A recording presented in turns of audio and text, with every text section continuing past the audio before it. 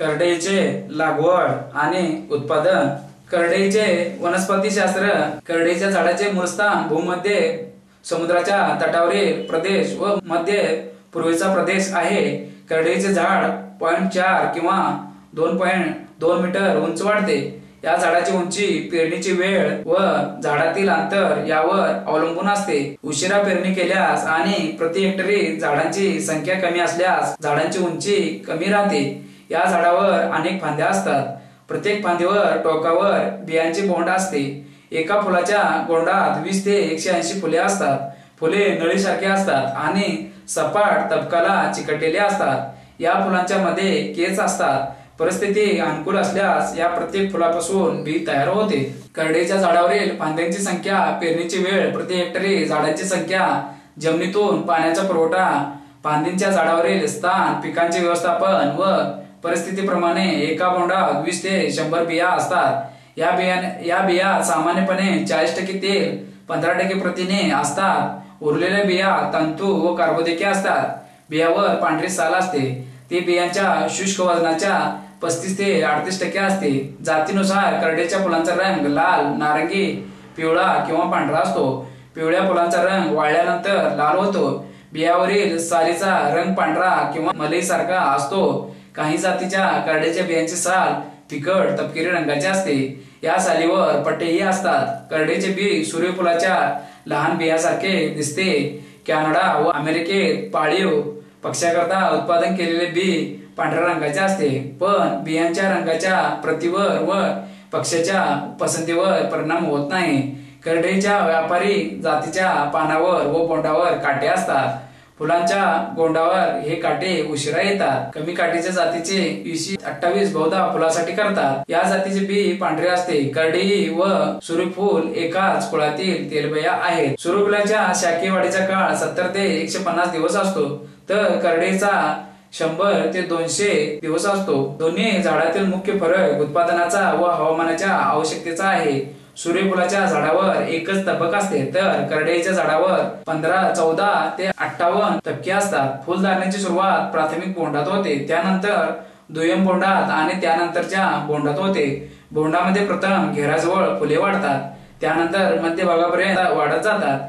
त्याकरता सुमारे 1 आठवडा लागतो। फुल धरण्याचा काळ 1 आठवडा किंवा अधिक असतो। हवामानाच्या परिस्थितीवर अवलंबून असतो। सुरुवातीला फुलांच्या रंगाच्या नारंगी, पिवळा व लाल छटा असतात। त्यानंतर फुलांचा रंग गडद होतो। क्वचित पांढरे फुले आढळतात। सामान्यपणे या फुलामध्ये स्वयंपरागीकरण होते, पण परपरागीकरण 10% पेक्षा कमी होते। परागीकरण मधमाशा करतात। या फुलातील पराग व मकरंद गोळा करतात। वाऱ्याने परागीकरण होऊन बीजधारणा होत नाही। पूर्ण वाढलेल्या बोंडामध्ये 15 ते 30 किंवा करडईचा उपयोग करडईच्या पिकापासून 3 पदार्थ मिळतात: तेल, पेंड व पाळीव पक्ष्यासाठी बी। इतर वनस्पतीजन्य गोडे तेलाच्या तुलनेत करडईच्या तेलात आवश्यक अनसॅच्युरेटेड स्निग्धांशाचे प्रमाण जास्त असते आणि सॅच्युरेटेड स्निग्धाम्लांचे प्रमाण कमी असते। या तेलाचा फिकट रंग असतो आणि ते सहज शुद्ध करता येते। या तेलाचा उपयोग अन्न शिजवण्यासाठी, सॅलडसाठी, मार्गारीन, मेणबत्ती, रंग, व्हार्निश, लिनोलियन व मेण कापड बनवण्यासाठी होतो। करडईच्या कोवळ्या रोपांची पालेभाजी स्वादिष्ट व पोषक असते। करडईचे बी पोषक असते। ते भाजून किंवा तळून खातात किंवा त्याची चटणी बनवून खातात। करडई तेल रोजच्या खाण्यात वापरले असता रक्तातील कोलेस्टेरॉलचे प्रमाण कमी होते आणि हृदयाच्या विकारावरील उपचारात वापरतात। त्यामुळे 1960 सालापासून करडईच्या तेलाची मागणी वाढलेली आहे। करडईच्या बियातील पोषक घटक: करडईच्या 100 ग्रॅम बियात 4.8 ग्रॅम पाणी असते। या बियापासून 482 कॅलरी ऊर्जा मिळते। याशिवाय 12.6 ग्रॅम प्रथिने, 27.8 ग्रॅम मेद, 50.5 ग्रॅम कार्बोदके, 25.1 ग्रॅम तंतू, 4.3 ग्रॅम राग, 126 milligram calcium, 310 milligram phosphorus, 9.7 milligram लोह, 0.49 मिलीग्रॅम थिओमिन, 0.14 मिलीग्रॅम रिबोफ्लेविन, 0.5 मिलीग्रॅम व निओसिन मिळते। करडईच्या तेलाचे नैसर्गिक फायदे: हृदयविकार: करडईच्या तेलामुळे रक्तातील कोलेस्टेरॉलचे प्रमाण कमी होते, त्यामुळे हृदयविकाराचा त्रास असलेल्या व्यक्तीने करडईचे तेल भोजनात घेतले पाहिजे. करडईचे तेल सपोला या नावाने विकण्यात येते. याशिवाय या तेलाचे इमल्शन सॅप्रोक्झिन सिप्ला या व्यापारी नावाने विकत मिळते. अजीर्ण साल काढलेल्या करडईच्या बिया 1 चमचाभर 6 बदामाच्या बिया व मध घेणे अजीर्णाकरता लाभदायक असते. हा उपाय तरुण अशक्त व्यक्ती व गर्भवती स्त्रियांना धोक्याचा नाही. लैंगिक कमकुवतपणा या विकाराकरता करडईचे बी अतिशय फायद्याचे आहे. चांगल्या परिणामासाठी करडईच्या कोरड्या बियांचे चूर्ण, पिस्ता, बदाम व मध यांचे मिश्रण दुधासोबत रात्री झोपण्यापूर्वी घ्यावे. हे उत्तम कामोत्तेजक आहे. त्यामुळे लैंगिक जोम वाढतो आणि वीर्य घट्ट होते. दमा करडईचे बी दमा विकारावर गुणकारी आहे. अर्धा चमचाभर करडईच्या कोरड्या बियांचे चूर्ण 1 मोठा चमचाभर मधासोबत एकदा किंवा 2दा घ्यावे. याशिवाय करडईच्या फुलांचा काढा मधासोबत घ्यावा. स्त्रियांचे विकार मासिक पाळीच्या वेळी वेदना होत असल्यास 2 चमचे करडईच्या बियांचे चूर्ण 120 मिली पाण्यात उकळून बनवलेला काढा त्या महिलेस पिण्यास द्यावा. याशिवाय करडईची वाळलेली फुले गुलाबाच्या पाकळ्यासोबत खाण्यास देतात. करडईच्या पानापासून बनविलेले पेय घेतल्याने गर्भपात व वांझपणाला प्रतिबंध होतो. प्रयोगशाळेत प्राण्यावरील चाचणीत आढळले की लिनोलेइक आम्लाची कमतरता असल्यास इसब होतो. अशा परिस्थितीत 2 चमचे करडईचे तेल दररोज घ्यावे. परिस्थिती सुधारली की करडईच्या तेलाची मात्रा 1 चमचा करावी. करडईच्या बियांचा उपयोग कॅनडा, अमेरिका, फ्रान्स, इजिप्त व जपान देशात पाळीव पक्ष्यांना करडईचे बी खाण्यास देतात. 5 वर्षात करडईच्या पांढऱ्या बियांचा व्यापार तिपटीने वाढला आहे. 1995 साली 25,000 टन खप होता आणि पुढील 5 ते 10 वर्षात हा खप दुपटीने वाढणार आहे. जगभर करडईच्या तेलाचा उपयोग मुख्यतः स्वयंपाकात खाण्याच्या तेलासाठी, कोशिंबीरीत किंवा हिरव्या मिरचीच्या ठेच्यात वरून तेल घालण्यासाठी आणि मार्गारीन बनवण्यासाठी करतात. या तेलाचा माणसाच्या आरोग्याशी व आहाराशी निकटचा संबंध संशोधनाने दाखवून दिल्यापासून श्रीमंत लोकांकडून या तेलाची मागणी वाढलेली आहे. पोषक दृष्टीने करडईचे तेल ऑलिव्ह तेलासारखे आहे. या तेलात लिनोलेइक किंवा ओलेइक आम्लाचे प्रमाण जास्त असून ते ऑलिव्ह तेलापेक्षा स्वस्त आहे. या तेलामुळे रक्तातील कोलेस्टेरॉलचे प्रमाण कमी होते. त्यामुळे या तेलाची मागणी उत्तर अमेरिका, जर्मनी व जपानमध्ये वाढली आहे. करडईचे तेल कमी तापमानात स्थिर राहते, घट बनत नाही. त्यामुळे गोठवलेल्या अन्नपदार्थात या तेलाचा उपयोग होतो. कोशिंबीरीत मिसळलेले तेल 12 अंश सेंटीग्रेड तापमानात स्थिर व समाधानकारक राहते. या तेलात ओलिव्हचे प्रमाण जास्त असल्याने तापवल्यानंतरही ते स्थिर राहते. तळताना धूर होत नाही किंवा वास येत नाही. सोयाबीन किंवा कॅनोला तेलापेक्षा करडईचे तेल मार्गारीन बनवण्यासाठी अधिक योग्य आहे. करडईच्या बियातील तेल काढल्यानंतर शिल्लक राहिलेली पेंड गुरांच्या खाद्यासाठी वापरतात. पॉवर तेल गालीमध्ये बियातील 45% तेल निघते. पेंडीमध्ये 2 ते 15% तेल शिल्लक असते. बियांची साल न काढता तेल काढलेल्या पेंडीमध्ये 20 ते 25% प्रथिने असतात आणि साल काढलेल्या बियांच्या पेंडीमध्ये 42% प्रथिने असतात. बियांची साल काढणे आर्थिक दृष्टीने फायदेशीर नसते, म्हणून पेंडीमध्ये 30 ते 40% तंतू असतात. म्हणून ही पेंड कोंबड्यांना व डुकरांना खाऊ घालता येत नाही.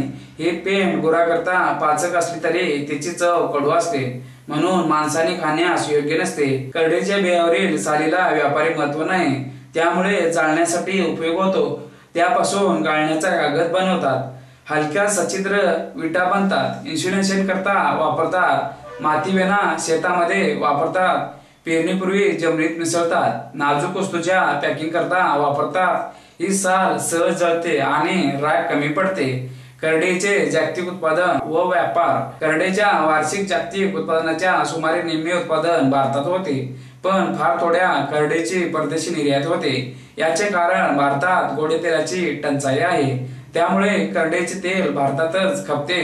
अमेरिका व कॅनडा दक्षिण भाग मिळून दरवर्षी 1,80,000 ते 2 लाख टन करडईचे उत्पादन होते. चीनमध्ये दरवर्षी 35,000 ते 40,000 टन करडईचे उत्पादन होते. भारतातील करडईचे क्षेत्रफळ व उत्पादन जागतिक विचार केला असता भारतातील करडईच्या लागवडीचे क्षेत्रफळ सर्वात जास्त आहे आणि उत्पादनही सर्वात कमी आहे.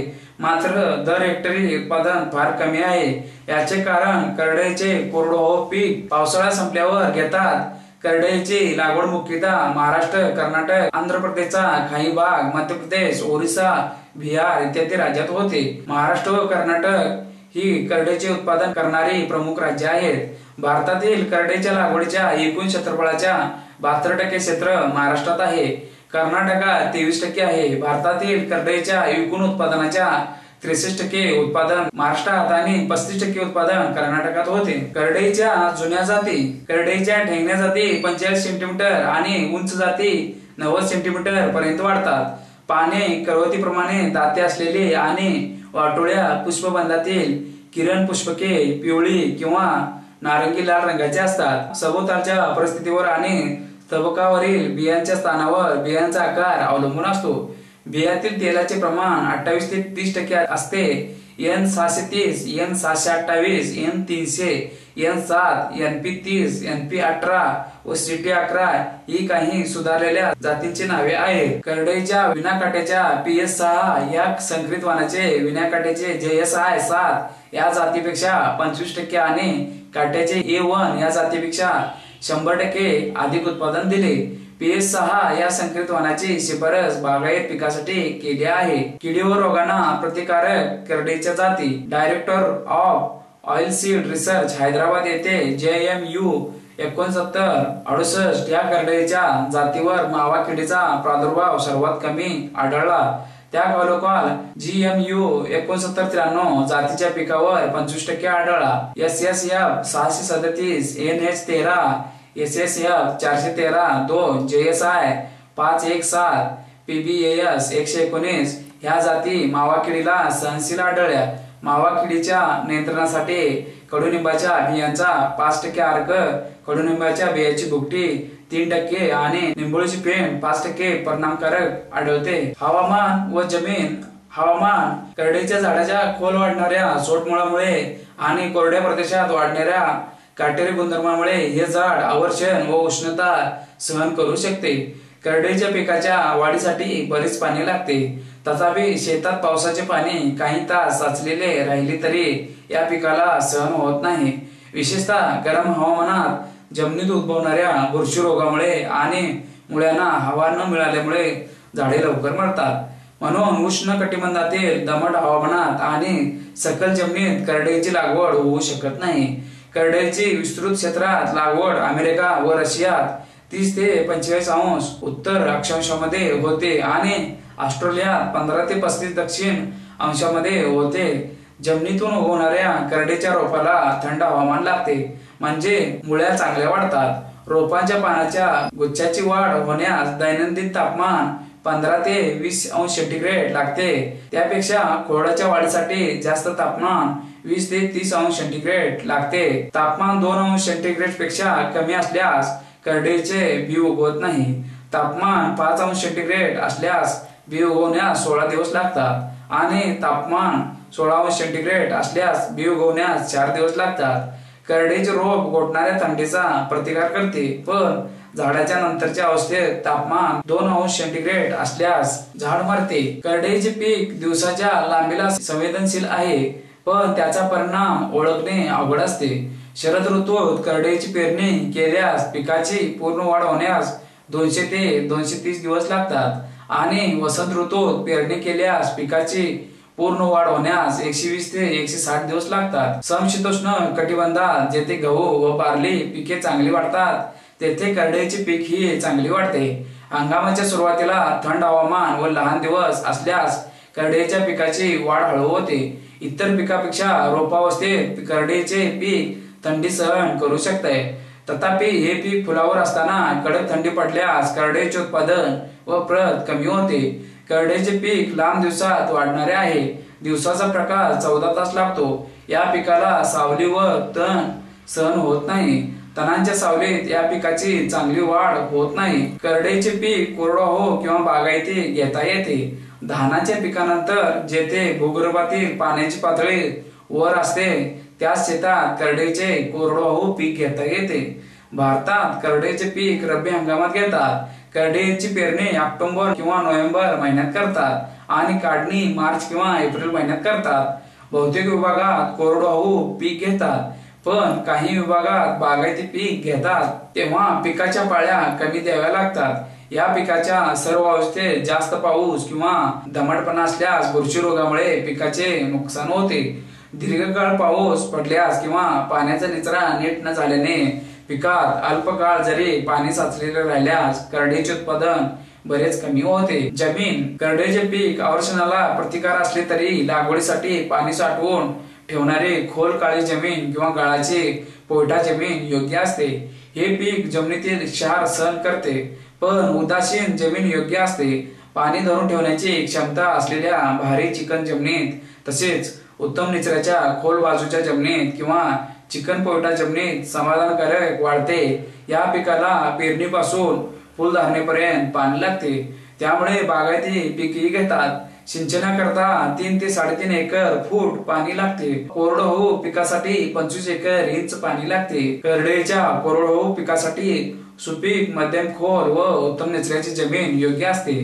बागायती पिकासाठी मध्यम पोताची जमीन योग्य असते। उत्तळ जमिनीत करडईचे जास्त उत्पादन मिळत नाही। योग्य जमिनीत या पिकाच्या मुळ्या 3.5 मीटर खोल वाढतात, परंतु जमिनीचा उप थर घट्ट असल्यास मुळ्यांचे खोल शिरण्यास प्रतिबंध होतो। जमिनीतील पाण्याची पातळी 1 मीटर पर्यंत खोल असल्यास हे पीक चांगले वाढते। उदासीन जमिनीत या पिकाचे उत्पादन जास्त मिळते। जमिनीचा सामू कमी असल्यास त्या जमिनीत चुना मिसळावा लागतो आणि सामू जास्त असल्यास त्या जमिनीत जिप्सम मिसळावा लागतो।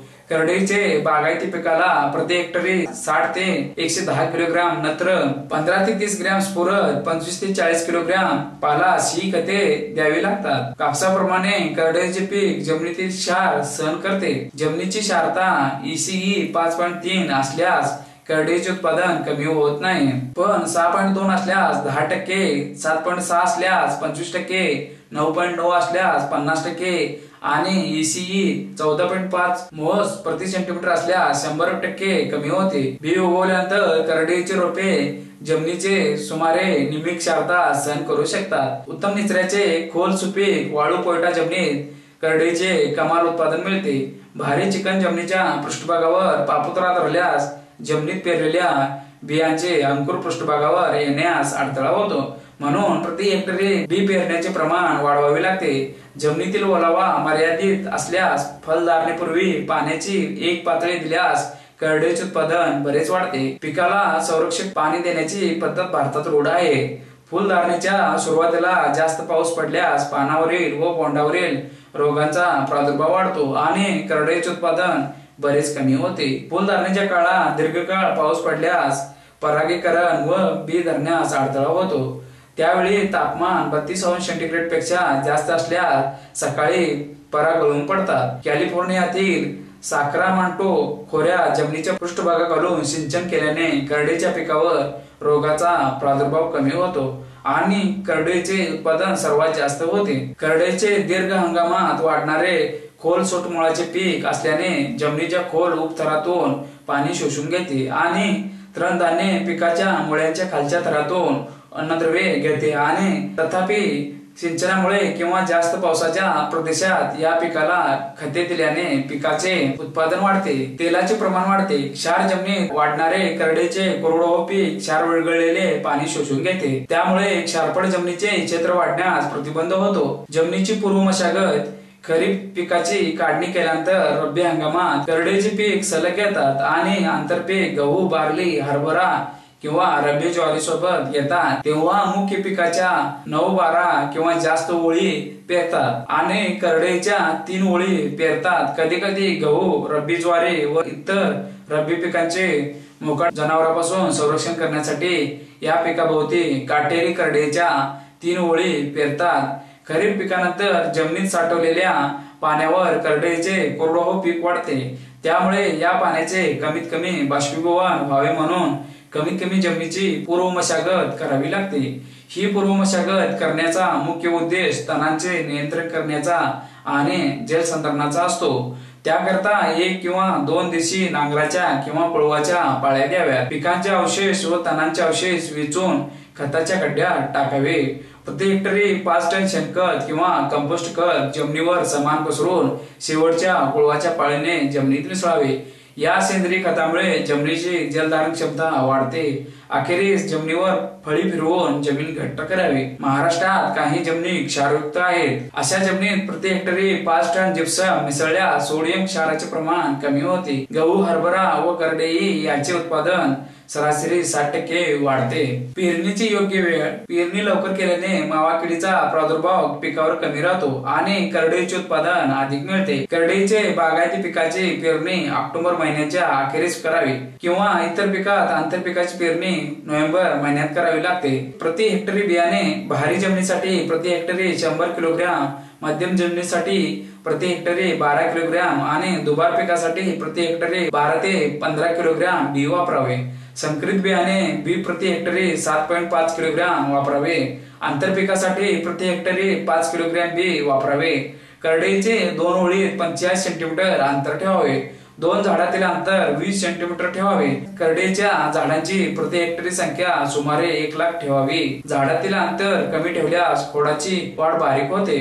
मुळ्या जमिनीचे पृष्ठभागाजवळ वाढतात जेथे ओलावा कमी असतो आणि झाडावर फुलांची संख्या कमी असते। बीज प्रक्रिया। करडईच्या रोपांच्या बुरशी रोगापासून संरक्षण करण्यासाठी बीज प्रक्रिया आवश्यक असते। करडईचे बी चौकोनी गुळगुळीत असते म्हणून बुरशीनाशक या बियांचे पृष्ठभागावर चिकटून राहण्यासाठी बियावर प्रथम गुळाचे द्रावण शिंपावे। त्यानंतर 1 किलोग्रॅम बियाणा 3 ग्रॅम प्रॉसिकॉल किंवा थायरम किंवा कॅप्टन लावावे। जेथे मर रोगाचा नेहमी संभव असतो तेथे 1 किलोग्रॅम बियाणा 4 ग्रॅम ट्रायकोडर्मा विरिडीची भुकटी लावावी। जीवाणू संवर्धनाने करडईचे उत्पादन वाढते म्हणून बुरशीनाशकाची बीज प्रक्रिया केल्यानंतर पेरणीच्या दिवशी 10 किलोग्रॅम करडईच्या बियाण्यास प्रत्येकी 250 ग्रॅम अझोटोबॅक्टर व पीएसबी जीवाणू संवर्धन लावावे। त्यामुळे पिकाला जमिनीतून नत्र व स्फुरदाचा अधिक पुरवठा होतो। पेरणीची पद्धत। करडईची पेरणी 2 चाळ्याचे पाभरीने करावी म्हणजे बी व खत जमिनीत एकाच वेळी पेरता येते। पाभरीचे 2 पानामध्ये 45 सेंटीमीटर अंतर असावे। बी जमिनीच्या पृष्ठभागाच्या 10 सेंटीमीटर ओलसर थरात 2.5 ते 5 सेंटीमीटर खोल पेरावे। पाभरी मागे कोळवाने बी व खत झाकून टाकावे। त्यामुळे बियाजवळील माती घट्ट होऊन बियाणा पुरेसा ओलावा मिळतो। पेरणीच्या वेळी जमिनीत तापमान 15.5 अंश सेंटीग्रेडच्या जवळपास असल्यास पेरलेले बी लवकर उगवते। रासायनिक खते। करडईचे पीक रासायनिक खताला उत्तम प्रतिसाद देतात म्हणून कोरडवाहू पिकाला पेरणीच्या वेळी 2 चाळ्यांच्या पाभरीने खत द्यावे। प्रति हेक्टरी 25 किलोग्रॅम नत्र अधिक 25 किलोग्रॅम स्फुरद द्यावे। बागायती पिकासाठी पेरणीच्या वेळी प्रति हेक्टरी 20 किलोग्रॅम नत्र अधिक 40 किलोग्रॅम स्फुरद द्यावे। पेरणीपासून 30 दिवसाने प्रति हेक्टरी 20 किलोग्रॅम नत्राचे वरखत द्यावे। महात्मा फुले कृषी विद्यापीठाने करडईचे कोरडवाहू पिकाला प्रति हेक्टरी 50 किलोग्रॅम नत्र व 35 किलोग्रॅम स्फुरद आणि बागायती पिकाला प्रति हेक्टरी 75 किलोग्रॅम नत्र व 50 किलोग्रॅम स्फुरद देण्याची शिफारस केली आहे। निमकर कृषी संशोधन संस्थेने या पिकाच्या पेरणीच्या वेळी प्रति हेक्टरी 30 किलोग्रॅम नत्र व 30 किलोग्रॅम स्फुरद आणि पेरणीपासून 30 दिवसांनी प्रति हेक्टरी 30 किलोग्रॅम नत्र देण्याची शिफारस केली आहे। करडईच्या बियासोबत युरिया खत देऊ नये, त्याऐवजी अमोनियम सल्फेट खत वापरावे। त्यामुळे पिकाला नत्रासोबत गंधकाचा पुरवठा होतो। स्फुरद खत। अखिल भारतीय समन्वय करडई सुधारणा प्रकल्पात करडईच्या पिकाचे स्फुरदाच्या आवश्यकतेवर प्रयोग करण्यात आले। अन्नगिरी येथे मुगाच्या पिकानंतर करडईचे पीक घेतले होते। परभणी येथे सोयाबीन नंतर करडईचे पीक घेतले होते। आर्नेज येथे खरीप ज्वारीनंतर करडईचे पीक घेतले होते। 3 वर्षे केलेल्या प्रयोगानंतर असे दिसून आले की अन्नगिरी येथील जमिनीत उपलब्ध स्फुरदाचे प्रमाण जास्त असल्याने स्फुरद खताला प्रतिसाद मिळाला नव्हता। परभणी येथे दोन्ही पिकांना शेणखत दिल्याने स्फुरदाची 100% गरज भागवता आली। आर्नेज येथे पीएसबी वापरल्याने दोन्ही पिकांची स्फुरदाची 50% गरज भागवता आली। सारांश। करडईच्या पिकाला शेणखत अधिक पीएसबी दिल्याने पिकाची 100% स्फुरदाची गरज भागवता येते। रोपांची विरळणी। करडईचे बी उगवल्यापासून 10 ते 12 दिवसांनी करडईच्या पिकात रोपांची विरळणी करावी। दोन रोपामध्ये 20 ते 30 सेंटीमीटर अंतर ठेवावे. उपटलेले करडईची रोपे पालेभाजीसाठी उपयोगात येतात. रोपांची विरळणी करून करडईच्या झाडांची संख्या प्रति हेक्टरी 75,000 ते 1 लाखापर्यंत ठेवावी. करडईचे बी उगवल्यानंतर रोपावर अनेक पाने वाढतात आणि रोप ठेंगणे राहते. या रोपावस्थेला रोसेट असे म्हणतात. दिवसाची लांबी व सरासरी तापमान वाढल्यानंतर खोडाची लांबी वाढते. मुख्य खोडाची उंची 0.2 ते 0.4 मीटर वाढल्यानंतर 1 ते 5 फांद्या वाढतात. पेरणी लवकर केलेली असल्यास आणि झाडातील अंतर जास्त असल्यास फांद्यांची संख्या जास्त असते. बोंडांची संख्या जास्त असते. झाडातील अंतराचा फायद्याच्या संख्येवर कसा परिणाम होतो हे दिसून येते. आंतरमशागत तणांचे नियंत्रण. करडईची पेरणी घट ओलसर जमिनीत केलेली असल्यास बियांची उगवण चांगली होऊन रोपांची वाढ जोमाने होते आणि तणाशी चांगली स्पर्धा करू शकतात. करडईच्या पिकात वाढणाऱ्या तणांचे नियंत्रण आंतरमशागतीने किंवा तणनाशकाच्या वापराने करता येते. करडईच्या ओळीमध्ये 45 सेंटीमीटर अंतर असल्यास 1 किंवा 2 वेळा निंदणीची पाळी देऊन पीक तणरहित ठेवता येते. पिकाच्या रोपावस्थेत कोळपणी केली असता कोळप्याच्या पासाने बाजूला सरणाऱ्या मातीखाली करडईची रोपे दबण्याचा संभव असतो. म्हणून कोळपणी करताना काळजी घ्यावी. आंतरमशागत उथळ करावी. बागायती पिकात तणांची वाढ कोरडवाहू पिकापेक्षा जास्त होते. तेथे मजुराची चणचण असल्यास तणनाशकांचा वापर करावा. करडईची पेरणी करण्यापूर्वी 1 किलोग्राम क्रियाशील घटक फ्लुक्लोरॅलिन प्रति हेक्टरी 600 ते 700 लिटर पाण्यात मिसळून जमिनीवर करावे. सिंचन. करडईचे पीक अवर्षणाचा प्रतिकार करणारे म्हणून प्रसिद्ध आहे. कारण करडईच्या झाडाचे सोटमूळ जमिनीत 3.5 मीटर पर्यंत खोलीवरून पाणी शोषून घेऊ शकते. करडईच्या योग्यतम उत्पादनासाठी एकूण पाण्याची गरज 600 ते 1200 मिलीमीटर असते. ही गरज हवामान आणि पीक वाढीचा एकूण कालावधी यावर अवलंबून असते. या पिकाचे पाण्याच्या गरजेचा संबंध बाष्पीभवन बाष्पोत्सर्जन असतो आणि पीक जोमाने वाढते. करडई पिकावर जास्तीच्या पाण्याचा अपायकारक परिणाम होतो. ओल्या परिस्थितीत रोगांचा प्रादुर्भाव वाढतो. जास्त दमटपणा विशेषतः धोके असले की झाडावरील बोंडे कुजतात. जमिनीत जास्त पाणी असल्यास मुळ्या कुजतात. फुलधारणेच्या काळात जास्त पाऊस पडल्यास परागीकरणाचा अडथळा येतो आणि बोंडात बी भरत नाही. शेतात ते आपणास दिसत नाही. पीक पक्व झाल्यानंतर मुसळधार पाऊस पडल्यास पक्व झालेले बी बोंडातच उगवते. बाष्पोत्सर्जन आणि उत्पादनातील घट यांचा संबंध परस्पर पूरक आहे. सुरुवातीच्या काही वाढीच्या काळात आणि उशिरा वाढीच्या काळात पिकावर पाण्याचा ताण पडल्यास पिकाची वाढ कमी होते आणि पिकाचा कालावधी लांबतो. करडईचे पीक पाण्याची टंचाई सहन करते, परंतु फुलधारणा आणि फळधारणा पाण्याच्या टंचाईला संवेदनशील असतात. सिंचनाचे वेळापत्रकाचा उद्देश जमिनीतील जास्तीचे पाणी कमी करण्याचा असावा. विशेषतः जमिनीतील जास्तीच्या पाण्यामुळे करडईच्या पिकाच्या मुळ्या कुजू नयेत. पेरणी करण्यापूर्वी खोल मुरणाऱ्या पात्याच्या पाळीचा चांगला परिणाम होतो. त्यानंतर पिकाला कमी पाळ्या द्याव्या, पण खोल मुरणारे पाणी खोल वाढलेल्या मुळ्यासाठी रोपावस्थेत द्यावे. त्यावेळी जमिनीच्या खोलीचा विचार करावा. ज्याला लागण्याची क्षमता जास्त असलेल्या खोल जमिनीकरता पाण्याच्या 2 पाळ्या पुरेशा असतात. त्यापैकी पहिली पाळी पेरणीपूर्वी द्यावी आणि दुसरी पाळी फुलधारणेच्या काळात द्यावी. पिकाच्या सुरुवातीच्या अवस्थेत पाण्याची दुसरी पाळी देणे चुकीचे आहे.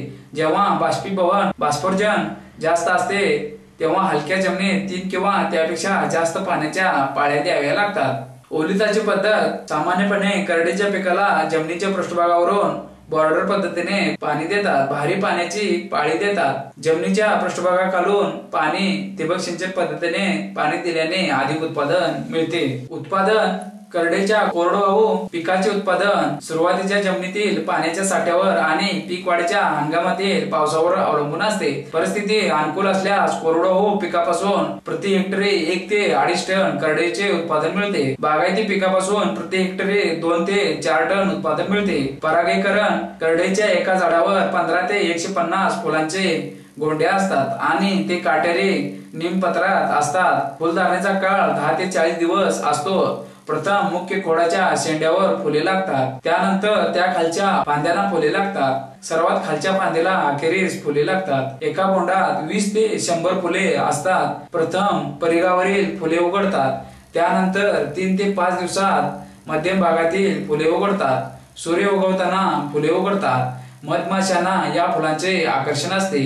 त्या मकरंद व पराग गोळा करतात. सामान्यपणे करडईच्या फुलात स्वयंपरागीकरण होते, तथापि मधमाशांद्वारे 5 ते 40% फुलांचे परपरागीकरण होते. झाडावरील फुले पिशवीत ठेवली तर तापमान व दमटपणाचा बीजोत्पादनावर परिणाम होतो. कदम व पाटणकर यांनी करडईचे नैसर्गिक परागीकरणाचा अभ्यास केला आहे. करडईचे परागीकरण वाऱ्याने होत नाही, त्यामुळे करडईच्या फुलावर येणाऱ्या मधमाशांची जास्त संख्या फायद्याची असते. त्यामुळे सूर्यफुलाप्रमाणे करडईच्या बियाचे उत्पादन वाढते. पिकाची फेरपालट इंदूर व परभणी येथे खरीप हंगामात सोयाबीन घेतल्यानंतर त्या शेतात रब्बी हंगामात करडई घेण्याची शिफारस केली आहे. या दोन्ही पिकांना शिफारशीप्रमाणे नत्र व स्फुरद खतांची मात्रा दिल्याने कमाल उत्पादन मिळते. PBNS 12 या करडईच्या जातीचे A1 या राष्ट्रीय करडईच्या जातीपेक्षा 12% अधिक बागायती पिकाचे उत्पादन दिले आहे. दरवर्षी लागोपाठ करडईचे पीक घेऊ नये किंवा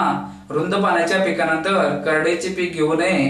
करडईचे सलग पिकाचा फेरपालट गहू, हरभरा व रब्बी ज्वारी सोबत करतात किंवा या पिकाभोवती काटेरी करडईच्या ओळी पेरतात, जेणेकरून मोकाट जनावरांपासून आतील पिकांचे संरक्षण होते.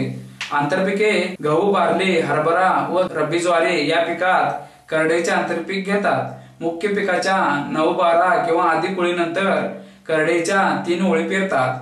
मुख्य पिकाची व आंतरपिकाची काढणी एकाच वेळी करतात. या पीक पद्धतीत शेतकऱ्याच्या कुटुंबाला धान्य, कडधान्य व तेल उपलब्ध होते. सोलापूर येथे हरभरा अधिक करडई आंतरपिकापासून सर्वाधिक उत्पादन मिळाले.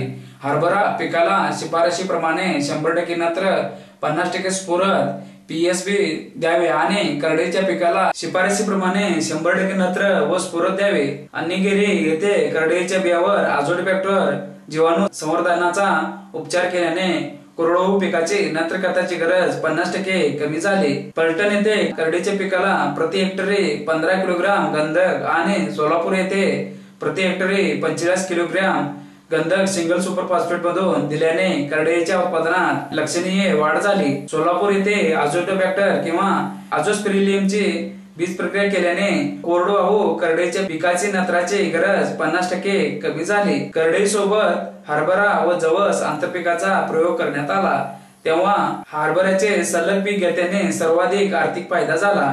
जवसाचे आंतरपीक घेण्याचे असल्यास करडईच्या 2 ओळीतील कमी अंतर ठेवावे आणि हरभरा आंतरपीक घेण्याचे असल्यास करडईच्या 2 ओळी जास्त अंतर ठेवावे. त्यामुळे सलग करडईचे पीक घेण्यापेक्षा या आंतरपीक पद्धतीने अधिक आर्थिक उत्पादन मिळते. किडीचे व्यवस्थापन. रोप कातरणाऱ्या अळ्या, कटवर्म. रोप अवस्थेत करडईची रसदार हिरवी पाने गुच्छात असतात. या अवस्थेतील पालेभाजी महाराष्ट्रात लोकप्रिय आहे. या अवस्थेतील करडईची पाने रोप कातरणाऱ्या अळ्यांना व मावा किडीलाही आवडतात. अळ्या करडईची रोपे कातरून पाने खातात. त्यामुळे प्रति हेक्टरी झाडांची संख्या 30% किंवा त्यापेक्षा जास्त कमी होते. अळ्यांच्या संख्येवर अवलंबून असते. प्रति हेक्टरी झाडांची संख्या कमी झाली की त्या प्रमाणात करडईचे उत्पादन घटते. नियंत्रणाचे उपाय. पिकांचे नुकसान जास्त होत असल्यास रोपावर कीटकनाशकाची फवारणी करावी. पालेभाजीसाठी रोपांचा उपयोग होत असल्यास विषारी कीटकनाशकांची फवारणी करू नये. सूक्ष्म जंतूंचे कीटकनाशक बॅसिलस तुरिन्जिस वापरावे. पिकाचा उपयोग तेलबियासाठी होत असल्यास कार्बारिल, सेविन, एंडोसल्फान, हेप्टाक्लोर आणि ऑल्ड्रिन यापैकी एका कीटकनाशकाचा उपयोग करावा. मावा कीटकांची वसाहत करडईच्या पानावर व शेंड्यावर आढळते. बहुधा पिकाच्या सीमेवरच्या झाडावर त्यांची संख्या जास्त असते. एका करडईच्या झाडावर 1200 किंवा त्यापेक्षा जास्त मावा कीटक असल्यास त्या झाडाची खुरटी वाढ होते किंवा झाड मरते. त्यांची संख्या मध्यम असली तरी त्या झाडाची खुरटी वाढ होते. पण एका करडईच्या झाडावर 50 ते 60 मावा कीटक असल्यास त्यांच्या नियंत्रणाची गरज पडत नाही. नैसर्गिक शत्रू त्यांचा नाश करतात. प्रत्येक झाडावर मावा कीटकांचा तीव्र प्रादुर्भाव असल्यास करडईच्या बियांचे उत्पादन सरासरी 50 ते 75% घटते. नियंत्रणाचे उपाय. लसूण अधिक मिरची कीटकनाशकाने मावा किडीचे उत्तम नियंत्रण होते. ते विषारी नसल्याने करडईच्या पालेभाजी पिकावर फवारता येते. तेलबियासाठी लागवड केलेल्या पिकावर डायमेथोएट 30% प्रवाही 10 मिली 10 लिटर पाण्यात मिसळून फवारणी करावी. पाण्याची टंचाई असल्यास क्विनॉल-फास 1.5%, मिथाइल पॅराथ्योन 2%, ओझोलॉन 4% यापैकी कोणत्याही एका भुकटीची प्रति हेक्टरी 20 किलोग्रॅम प्रमाणे पिकावर धुळवणी करावी.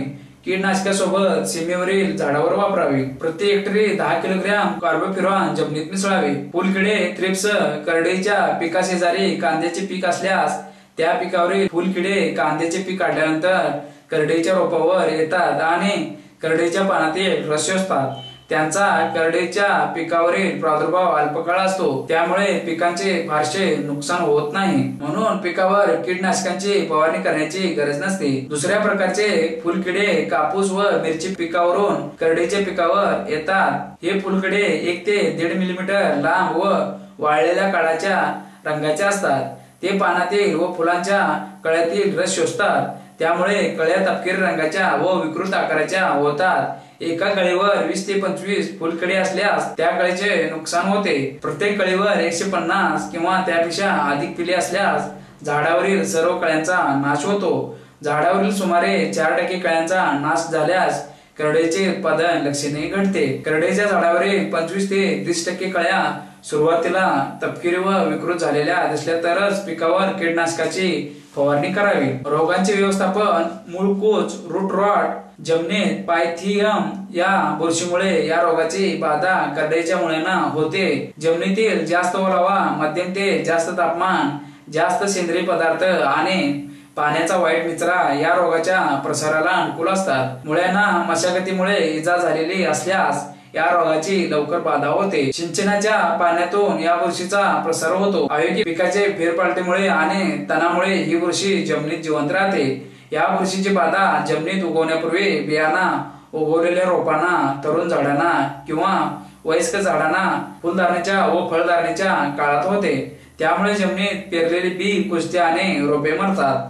झाडावरील बोंडांचा जमिनीला स्पर्श झाला की त्यांना या रोगाची बाधा होते। रोगट झाड फिकट दिसते, सुकते व मरते। रोग नियंत्रणाचे उपाय: उत्तम प्रतीचे शुद्ध बी चांगली पूर्व मशागत केलेल्या उबदार जमिनीत उथळ पेरावे, म्हणजे बियाची उगवण लवकर होते। जमिनीला जास्त पाणी देऊ नये। निचऱ्याची सोय करावी। करडई पिकाचा फेरपालट तृणधान्य पिकाशी करावा।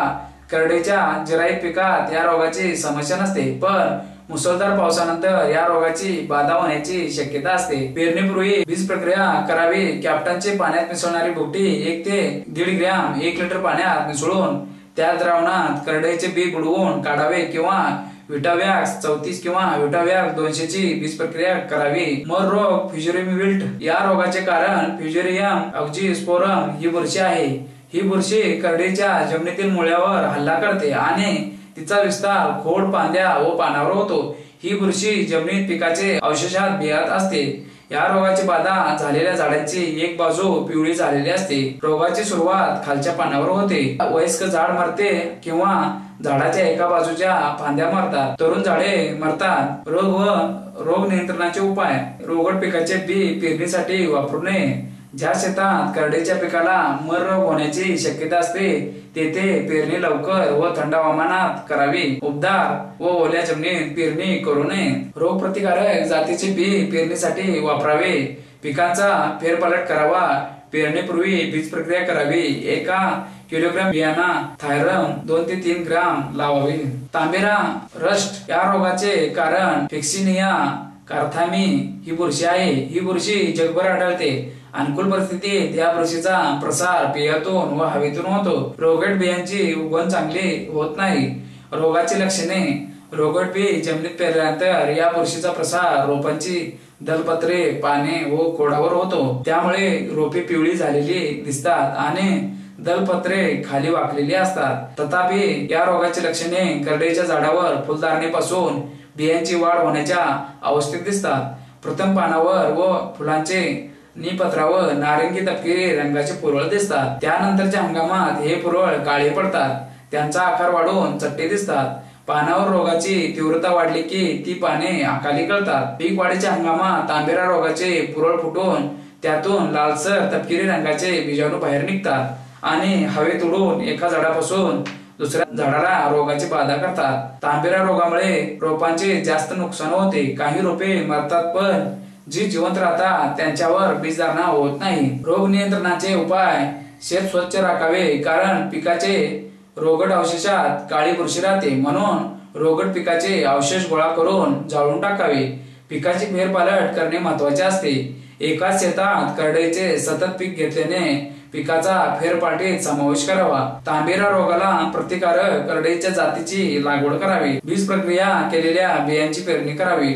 थायरम, डायथेन व विटावॅक्स 200 याने पिकाचे चांगल्या प्रकारे संरक्षण होते। तांबेरा रोगाची तीव्रता दाट व जास्त फांद्याच्या झाडावर जास्त आढळते। लवकर पेरणी केलेल्या झाडापेक्षा उशिरा पेरणी केलेल्या झाडावर तांबेरा रोगाची तीव्रता जास्त असते। पानावरील अल्टरनेरिया, ठिपके किंवा करपा या रोगाचे कारण अल्टरनेरिया कारियामी किंवा अल्टरनाटा ही बुरशी आहे। ज्या विभागात पाऊस जास्त पडतो आणि त्यामुळे वातावरणात दमटपणा जास्त असतो तेथे या रोगाची तीव्रता जास्त असते। विशेषतः झाडावर उशिरा फुलांच्या कळ्या लागतात। बोंडे जवळजवळ पक्व होईपर्यंत ह्या मधल्या काळात वारंवार पावसाच्या सरी आल्या आणि जास्त दव पडले की या रोगाची तीव्रता वाढते। या बुरशीची वाढ होण्यास तापमान 25 ते 30 अंश सेंटीग्रेड लागते। जमिनीचा सामू 6 असल्यास जास्तीत जास्त वाढ होते। या रोगाचा पिकावर प्रसार जलद होतो आणि बियांचे उत्पादन आणि तेलाचे प्रमाण घटते। रोगट बियांचा रंग बदललेला असतो त्यामुळे बाजारभाव कमी मिळतो। या बियांची उगवण टक्केवारी कमी असते। या रोगाचा प्रादुर्भाव करडईच्या पिकावर जगभर आढळतो। या रोगाची पिकाला बाधा सर्व अवस्थेत होते। या रोगाची बाधा निरोगी दिसणाऱ्या झाडांना असते, पण रोग सुप्तावस्थेत असतो जोपर्यंत झाडावरील पाने गळत नाहीत। या रोगाची प्राथमिक बाधा रोगट बियापासून होते आणि पीक वाढीच्या हंगामात झाडाचे पाने करपतात। करडईच्या 95% बियांना या रोगाची बाधा काही शेतात झालेली असते। रोगाची लक्षणे फुलधारणीपूर्वी या रोगाची लक्षणे झाडाच्या पानावर व निपत्रावर दिसतात। बारीक तपकिरी ते गर्द तपकिरी ठिपके सुमारे 1 सेंटीमीटर व्यासापर्यंत मोठे होतात। बहुधा या ठिपक्याभोवती कडी असते। हे ठिपके एकमेकात मिसळून मोठे अनियमित पुरळ तयार होतात। रोगाची तीव्रता जास्त असल्यास संपूर्ण पान तपकिरी होते आणि भेगा पडतात। रोगाची बाधा होऊन बियाचे एक टोक तपकिरी झालेले असते। हे बी जमिनीत पेरले की रोप करपते आणि डंपिंग ऑफ मुळे मरते। रोगाची तीव्र बाधा झालेल्या बोंडातील बी आकसलेले व पोचट असते। रोगाची तीव्रता जास्त असल्यास झाडाला बोंडे लागत नाही। ज्या वर्षात वारंवार पाऊस पडतो आणि जास्त दमट हवामान असते त्या वर्षी या रोपामुळे पाने, फुलांची निपत्रे, बोंडे व बियांचे नुकसान होते। फुलांच्या कळ्या उघडत नाहीत, सुकतात व वाळतात। या रोगामुळे रोपे करपतात। रोग नियंत्रणाचे उपाय: कमी पर्जन्यमान असणाऱ्या विभागात उत्पादन झालेले बी पेरणीसाठी वापरावे। नुसत्या डोळ्यांनी पाहून रोगट बी ओळखता येत नाही। प्रति हेक्टरी बी कमी पेरावे। शेतात करडईच्या झाडांची संख्या कमी असली की झाडातून मोकळी हवा वाहत असते त्यामुळे रोगाची तीव्रता कमी होते। योग्य वेळी पिकाची पेरणी करावी। जमिनीचे तापमान जास्त असताना पेरणी करू नये। पिकांचा फेरपालट करावा, त्यामुळे शेतात बुरशीची वाढ होत नाही। ही बुरशी करडईच्या बियात आणि पिकांच्या अवशेषात असते। रोगमुक्त पिकाचे स्वच्छ बी पेरण्यासाठी वापरावे। याचे कारण बुरशीनाशकाची बीज प्रक्रिया करून हे बियातील बुरशीचा पूर्णपणे नाश होत नाही। बोंडे कुजणे, हेड रॉट या रोगाचे स्क्लेरोटिओरम ही पांढरी बुरशी आहे। या बुरशीमुळे बटाटे, लेटूस, गाजर, वाल, हरभरा, सोयाबीन, सूर्यफूल अशा अनेक रुंद पानाचे पिकांचे नुकसान होते। या बुरशीची बाधा या पिकांच्या बियांना होते। या बुरशीचा प्रसार एका शेतातून दुसऱ्या शेतात वाऱ्याने वाहून नेलेल्या बीजापासून भूपृष्ठभागावरील ओलिताच्या पाण्यातून आणि शेतीच्या अवजाराद्वारे होतो। या बुरशीमुळे रोपे मरतात। खोडाचा भाग, मधला भाग कुजतो किंवा बोंडे कुजतात। रोगाची बाधा हवेतील बीजाणू व जमिनीतील बुरशीवर अवलंबून असते। रोगाची लक्षणे: ओल्या जमिनीत लहान अळंबीप्रमाणे बुरशी वाढते आणि बीजाणू निघतात। त्यांचा प्रसार वाऱ्याने होतो। रोगाची बाधा झालेली झाडावरील बोंडे कुजतात। फुलांची निपत्रे रंगहीन होतात। बी पोकळ असते। रोगट बोंडे वाळतात आणि वाऱ्याने सहज मोडून पडतात। या बुरशीची बाधा मुळ्यांना होते। मुळ्यावर पांढरी बुरशी वाढलेली दिसते त्यामुळे झाड मरते। रोग नियंत्रणाचे उपाय: रोग प्रतिकारक बी पेरणीसाठी वापरावे। पिकांचा फेरपालट करावा। रोगमुक्त बी पेरणीसाठी वापरावे। शेतात स्वच्छता राखावी। शेतात रुंद पानाची तणे वाढू देऊ नयेत। पिकावर कडुनिंबाच्या अर्काची फवारणी करावी। पिकाची काढणीस तयार झालेल्या झाडावरील भौतिक पाने सुकून तपकिरी झालेली असतात। उशिरा पक्व झालेल्या बोंडावरील निपत्रे किंचित हिरव्या असतात. पक्व झालेल्या बोंडातील पांढरे बी चोळून सहज वेगळे करता येते. या बियातील ओलाव्याचे प्रमाण 8% किंवा त्यापेक्षा कमी असले पाहिजे, म्हणजे हे बी साठवण्यात धोका नसतो. झाडाचे खोड वाळलेले असते पण ठिसूळ झालेले नसते. अशा अवस्थेत पिकाची काढणी करावी. पक्व झालेल्या बोंडातील बी गळत नाही, परंतु यावेळी पाऊस पडल्यास पक्व झालेले बी बोंडातच उगवते, म्हणून पिकाची कापणी वेळेवर करावी. काढणी पेरणीपासून 4 किंवा 5 महिन्याने करड्याचे पीक पक्व होते, कापणीस तयार होते. मजूर विळ्याने पिकाची कापणी करतात किंवा जमिनीतून झाडे उपटून काढतात. झाडावर काटे असल्याने मजूर हातावर कापड गुंडाळतात. त्याचे एका हातात विळा, दुसऱ्या हातात झाडाच्या वाळलेल्या फांदीची वेबाटे असते. ती वेबाटीने करड्याचे झाड एका बाजूला वाकवून ते झाड बुडाशी वेळाने कापून वेगळे करतो. यावेळी बोंडे फुटून बी गळत नाही. कापलेल्या झाडाचे लहान गट्टे बांधून खळ्यात 3 ते 4 दिवस वाळू देतात. वाळल्यानंतर बोंडे काठीने बुडवून बी वेगळे करतात किंवा मळणी यंत्राने बोंडातील बी वेगळे करतात. स्वच्छ वाळवून पोत्यात भरून ठेवतात. बी कापणीचे यांत्रिक अवजार. अपारंपरिक क्षेत्रात करडईची नवीन लागवड केल्यास काटेरी पीक कापण्यास मजूर मिळत नाहीत, म्हणून पीक कापणीसाठी यांत्रिक अवजाराचा उपयोग करावा लागतो. सध्या वरदान पॉवर रिपर ची 3 मॉडेल उपलब्ध आहेत. या अवजाराने गहू, धान, सोयाबीन व करडई या पिकाची कापणी करता येते.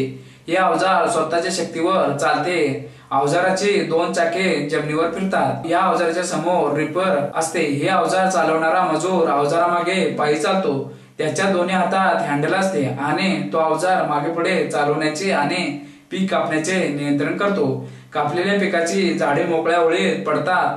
दुसरे मजूर कापलेली झाडे गोळा करून गट्टे बांधतात आणि खळ्यात नेतात. तेथे मळणी यंत्राने बी वेगळे करतात. या अवजाराने झाडाची कापणी जमिनीलगत होते. एका तासात 20 आर क्षेत्रातील पिकांची किंवा एका दिवसात 2 हेक्टर पिकाची कापणी होते. सामान्य वेगाने अवजार चालवणारा माणूस शेतात चालत असतो, त्यामुळे त्याला थकवा येत नाही. या अवजाराचे काम इतके सोपे आहे की स्त्री मजूर देखील हे अवजार चालवू शकते. या अवजार शेतात ट्रॅक्टरला जोडलेल्या ट्रेलर मध्ये किंवा बैलगाडीत किंवा सायकल रिक्षाने नेता येते. या अवजारासंबंधी परदेशात गव्हाची कापणी ज्या कंबाईन हार्वेस्टरने करतात त्यांनीच करडईची कापणी व मळणी करतात. करडईचे बी फुटू नये म्हणून कंबाईन सिलेंडरचा वेग प्रति मिनिटाला 3000 फुटापेक्षा अधिक असू नये, म्हणजे 22 इंच सिलेंडरचा वेग सुमारे 500 RPM असावा. कॉन्केव्ह क्लिअरन्स समोर 5 ते 8 इंच आणि मागे 1.2 इंच असावा. विदर्भात गहू व करडईच्या लागवडीचे क्षेत्र बरेच आहे. पंजाबातून कंबाईन हार्वेस्टर विदर्भात आणतात आणि गहू व करडई पिकाची कापणी करतात. शेतकरी तासाप्रमाणे मजुरी देतात. करडईचे हेक्टरी उत्पादन पिकाला उपलब्ध असलेल्या पाण्यावर अवलंबून असते. करडई पीक अवर्षणाला प्रतिकारक मानण्यात येते, त्यामुळे या पिकाची कोरडवाहू लागवड करतात. हे पीक जास्त तापमान सहन करते आणि या पिकाला कमी दमटपणा लागतो. जमिनीतून पिकाच्या गरजेनुसार पाण्याचा पुरवठा झाला नाही तर त्या पिकापासून समाधानकारक उत्पादन मिळत नाही. करडईच्या झाडाच्या मुळ्या खोल जमिनीत पाणी शोषून घेतात, त्यामुळे जेथे इतर पिके वाढू शकत नाही त्या जमिनीत करडईचे कोरडवाहू पीक चांगले वाढते. करडईच्या पिकाचे पाण्याची गरज तापमान आणि वातावरणातील दमटपणा अवलंबून असते. त्याशिवाय झाडाच्या वाढीच्या काळात झाडावर वाढणाऱ्या हिरव्या पानांच्या संख्येवर अवलंबून असते. या दोन्ही बाबी दरवर्षीच्या हंगामावर विशेषतः स्थानावर अवलंबून असतात. हवामान गरम व कोरडे असल्यास पानांना थंड हवामानापेक्षा जास्त पाणी लागते, म्हणजे दररोज 12 मिलीमीटर पाणी लागते. ऑस्ट्रेलियात जमिनीत साठलेले पाणी करडईच्या पिकाला पुरेसे उपलब्ध झाल्यास करडईच्या पिकाची वाढ चांगली होते. प्रति हेक्टरी करडईचे उत्पादन 0.54 टन मिळते, पण गव्हाचे उत्पादन त्यापेक्षा अधिक मिळते. पण 2001 साली अवर्षणामुळे गव्हाचे पीक बुडाले होते. भारतात करडईचे दर हेक्टरी सरासरी उत्पादन 440 ते 660 किलोग्रॅम मिळते आणि मिश्र पिकाचे 110 ते 279 किलोग्रॅम मिळते. पश्चिम महाराष्ट्रात करडईच्या कोरडवाहू पिकाचे प्रति हेक्टरी 10 ते 12 क्विंटल आणि बागायती पिकाचे 18 ते 20 क्विंटल मिळते. विदर्भात कोरडवाहू पिकाचे दर हेक्टरी उत्पादन मध्यम जमिनीत 10 ते 12 क्विंटल आणि भारी जमिनीत 14 ते 16 क्विंटल मिळते. बागायती पिकाचे दर हेक्टरी 20 ते 25 क्विंटल उत्पादन मिळते. भारतात खरीप हंगामात संकरित ज्वारीचे दर हेक्टरी 4.21 मेट्रिक टन उत्पादन मिळते। त्यानंतर रब्बी हंगामात कोरडवाहू करडई पिकाचे दर हेक्टरी 470 किलोग्रॅम उत्पादन मिळाले।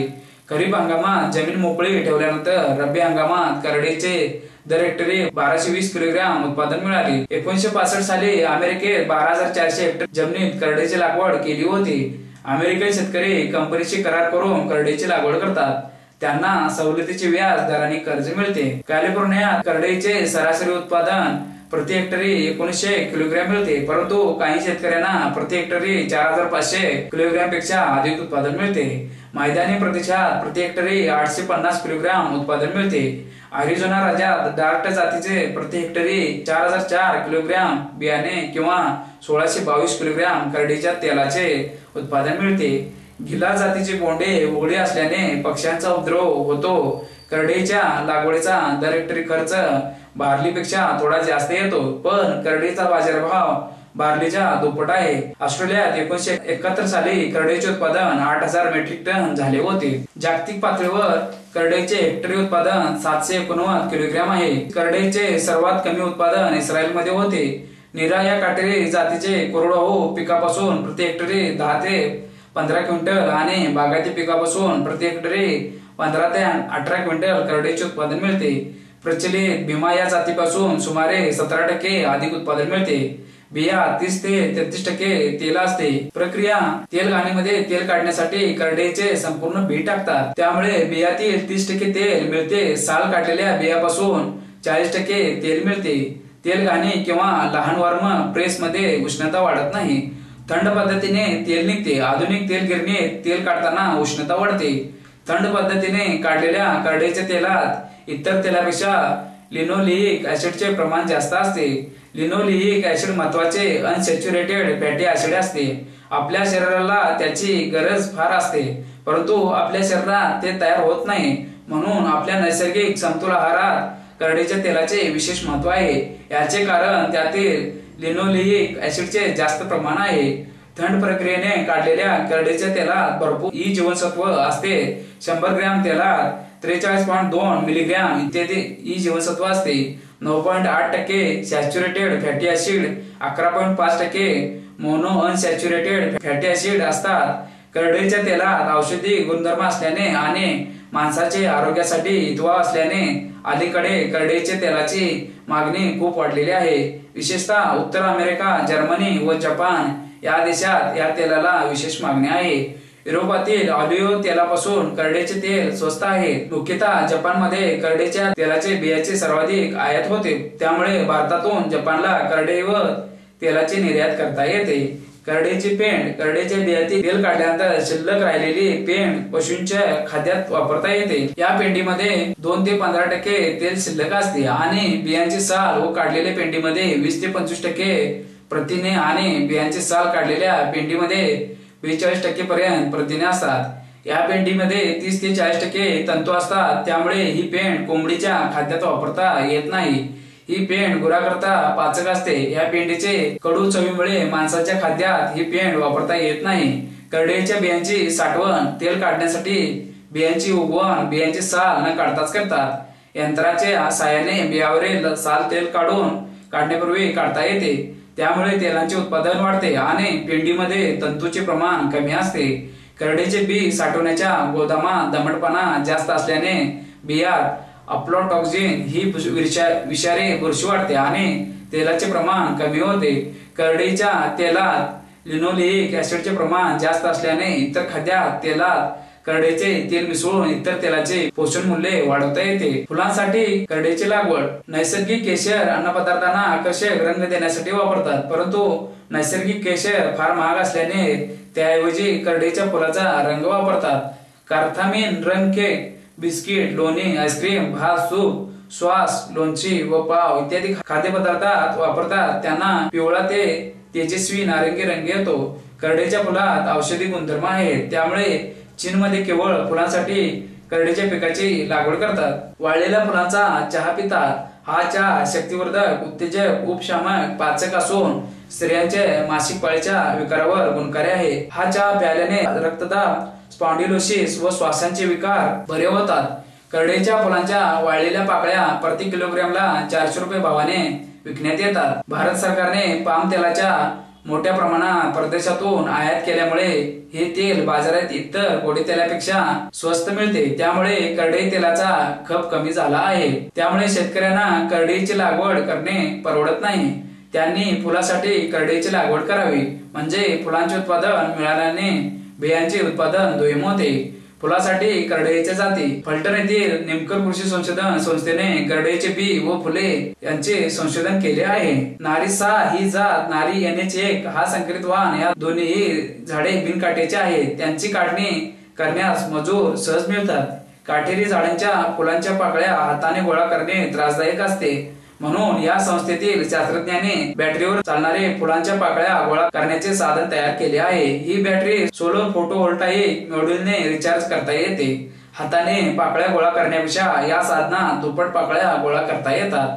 करडईच्या पोटातील फुलांच्या वाळलेल्या पाकळ्या गोळा केल्यानंतर त्या झाडांची नेहमीप्रमाणे कापणी व मळणी करून करडईचे बी गोळा करता येते। आतापर्यंत वाया जाणाऱ्या फुलांच्या पाकळ्यापासून शेतकऱ्यांना उत्पन्न मिळते। या पाकळ्यांचा चहा माणसाच्या अनेक विकारावर गुणकारी असल्याचे सिद्ध झाले आहे। हायपरटेन्शन, स्पॉन्डिलिसिस, अँगिना, ऑर्थरायटिस, अजीर्ण, स्त्रियांचे मासिक पाळीचे विकार, कोलेस्टेरॉल इत्यादी। म्हैसूर येथील केंद्रीय अन्न तंत्रज्ञान संशोधन संस्थेत करडईच्या फुलातील पोषक गुणधर्माचे संशोधन झालेले आहे। या फुलामध्ये अमिनो आम्ले आणि पोटॅशियम, कॅल्शियम, मॅग्नेशियम व लोह ही खनिजे असतात। या वाणापासून प्रति हेक्टरी 35,000 ते 40,000 रुपये नफा फायदा मिळतो। गहू किंवा हरभरा या पिकापासून प्रति हेक्टरी 20,000 रुपये नक्त फायदा मिळतो। नारी SH1 हा करडईचा काटेरी वाण आहे। या वाणापासून सतत 3 वर्षे H1 या करडईच्या राष्ट्रीय जातीपेक्षा 22% अधिक बियांचे आणि 41% तेलाचे उत्पादन मिळाले आहे। या वाणाच्या लागवडीपासून शेतकऱ्यांना प्रति हेक्टरी 25,000 ते 30,000 रुपये नक्त फायदा मिळतो।